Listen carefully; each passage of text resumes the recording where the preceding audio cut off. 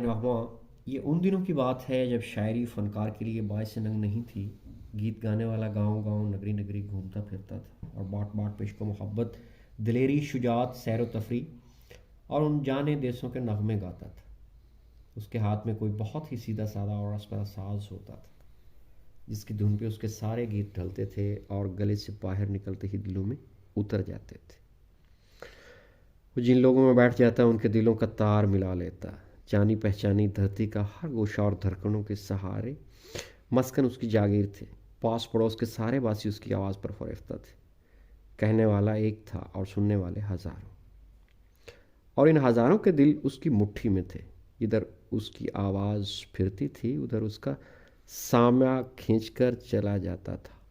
شاعر اور اس کے سامعین میں اگر کوئی حد فاصل تھی تو یہی کہ وہ کہہ سکتا تھا اور یہ سن سکتے تھے۔ یہ دیواریں چین بھی جذب و کیف کے مراحل میں ٹوٹتی پھوٹتی رہتی تھی۔ سننے والوں کی دھڑکنیں اس کی آواز میں شامل تھیں۔ ان کے ذہن کی ساری لرزشیں اس کے ساز میں جاگ اٹھتی تھیں۔ اس من و تو من شدی کے مراحل میں کوئی فاصلے نہ تھے جو مٹ نہیں سکتے تھے، اور کوئی روک نہیں تھی جو ان کو جدا کر سکتی تھی۔ اسے پہچاننے والے اسے بھاٹ کہتے تھے، موجد اور خالق کا نام دیتے تھے، اور اس کے ذریعے دھرتی کا ربط آسمانوں سے جا ملتا تھا۔ مگر دھرتی پر حکومت کرنے والوں کو اس کی فرمانروائی پہ، اس کی گرفت اور اثر و نفوذ پہ حسد ہوا۔ وہ بھی دلوں پر حکومت کرنا چاہتے تھے۔ دونوں کا ملاپ ہوا، مگر منافقت اور جلاپے کی بنیادوں پہ۔ اس مقصدی مصالحت سے حکمرانوں نے اسے کہا کہ ہماری دلیری، ہمارے عشق، ہماری سیر و سیاحت اور تفریح کے ترانے گاؤ۔ بھاٹ اب بھٹنی کرنے پر اتر آیا۔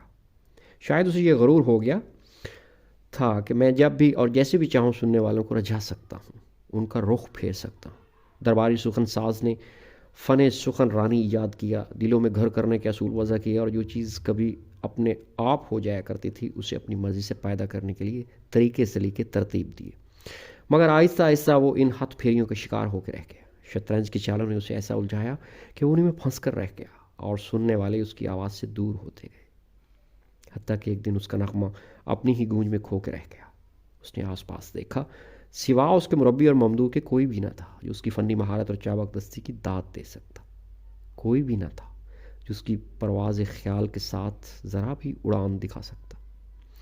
اس نے دیکھا کہ اس کی تعریفیں کتنی کھوکھلی، اس کے نغمے کتنے بے روح، اور اس کی آواز کتنی بے سوز ہو کے رہ گئی۔ آخر اس کی مدح سرائی کا طلسم بھی ٹوٹنے لگا اور وہ دربار سے بھاگ نکلا۔ اس نے پھر سننے والے تلاش کرنے شروع کیے، لوگ جمع کیے، محفلیں جمائیں، مگر اب کوئی اسے پہچانتا نہیں تھا اور اس کے منبع و ماخذ سے آشنائی نہیں رکھتا تھا۔ لوگ واہ واہ کرتے تھے، سبحان اللہ کے ڈونگرے برساتے تھے، مگر وہ لرزشیں اور دھڑکنیں کہاں تھیں؟ آواز و سامع کے وہ پرانے عہد و پیما کہاں تھے؟ چشم و گوش کی وہ آشتی کہاں تھی؟ اب تو لوگ اس کا وطن پوچھتے تھے، اس کا مذاق اڑاتے تھے۔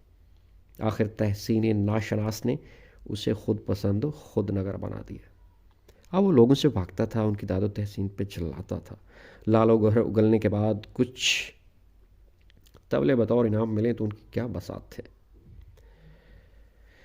لال و گوہر اگلنے کے بعد کچھ بلبلے بطور انعام ملے تو ان کی کیا بساط تھے۔ اب تو مبدوح کی مربیانہ شفقت بھی اسے میسر نہیں تھی۔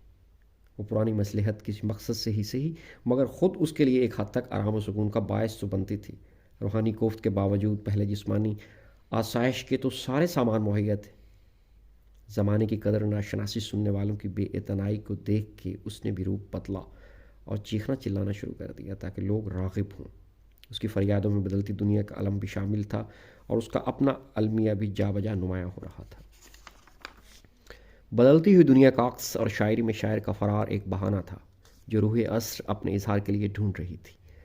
نالا گویا گردش سیارہ کی آواز سے، وہ آسمان و زمین کے بگڑتے ہوئے رنگ و روپ اپنی آواز میں سمو کے کہہ رہا تھا، دیکھو، اور سننے والے اپنی اپنی حدوں میں محبوس اس کی آواز کو سن سن کے ڈرے جا رہے تھے۔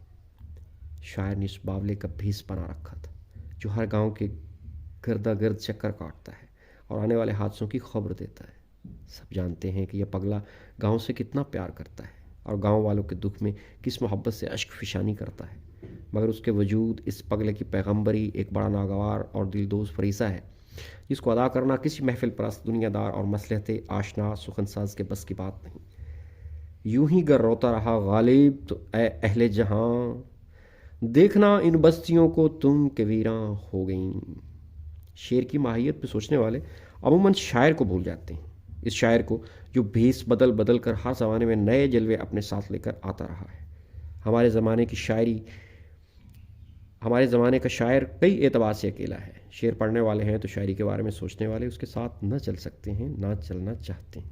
کہنے والے کی آزمائش اس سے بڑی کیا ہوگی کہ باوجود ان حد بندیوں اور فاصلوں کی اس کی فریادیں دیواریں چیر کے کانوں تک پہنچتی ہیں یا نہیں۔ اس دور ابتلا میں نالا آفرینی محض ایک دیوانے کی پکار ہی نہیں، کئی دلوں کی دھڑکنیں اس کی ہم ساز و ہم نوا ہو سکتی ہیں۔ اگر مصلحت آشنا ذہن ان دھڑکنوں کو ملفوف نہ کر دے۔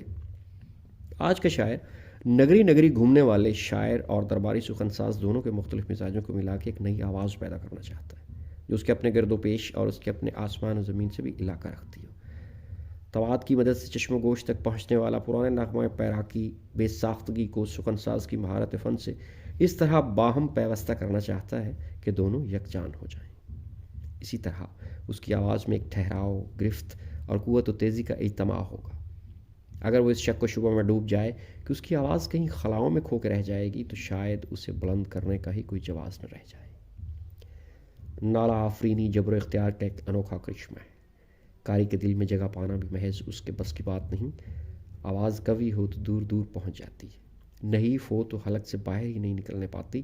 صرف پہنچنے کی بات نہیں، دیکھنا یہ ہے کہ ایک آواز ہزاروں کی آواز بن بھی سکتی ہے یا نہیں۔ محض ہزاروں کا ذکر کرنے یا ہزاروں کو مخاطب کرنے سے ان کی دھڑکنیں اور لرزشیں ساز کی ہم نوائی نہیں کر سکتی۔ نالا محفلیں برہم نہیں کرتا۔ نالا آفرین پہ جو کچھ بھی گزری ہو اس کی فریاد فن کے سانچے میں ڈھل کر نغمہ نہیں بن سکتی، تو محض چیخو پکار ہے۔ ناصر کاظمی۔